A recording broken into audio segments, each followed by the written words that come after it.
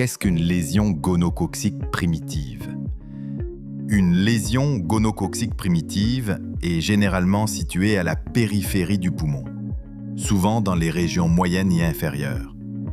Elle se développe dans le poumon d'un patient non vacciné ou immunodéprimé, généralement des enfants.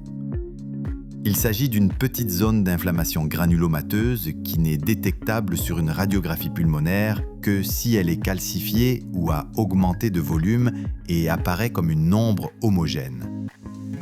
Si la lésion primitive implique également une infection des ganglions lymphatiques adjacents et périphériques, on parle de complexe gonococcique.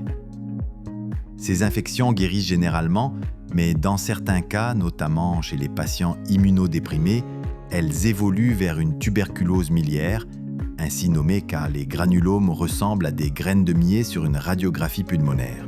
Cause de la lésion primaire de Ghon. Elle est causée par le bacille Mycobacterium, responsable de la tuberculose pulmonaire. La tuberculose primaire se contracte généralement par inhalation de particules infectées. Les bacilles inhalés migrent ensuite vers les poumons, où les lésions sont généralement, mais pas toujours, limitées à une seule zone. Les ganglions lymphatiques adjacents sont fréquemment également touchés.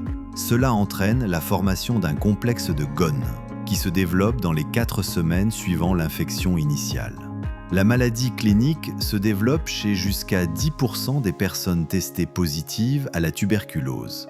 Après l'infection initiale, la seule complication peut être la formation de tissus cicatriciels, souvent calcifiés, et n'est détectée que plus tard par une radiographie pulmonaire de routine. Traitement de la lésion primaire de Ghon. La lésion primaire de Ghon disparaît généralement spontanément en quelques semaines ou quelques mois, laissant des signes de fibrose et de calcification détectables à la radiographie pulmonaire. En général, le risque de développer une tuberculose pulmonaire après l'infection initiale est faible, mais les jeunes enfants et les patients immunodéprimés présentent un risque accru, en particulier dans les zones considérées comme endémiques pour la tuberculose pulmonaire ou chez les enfants non vaccinés contre la maladie.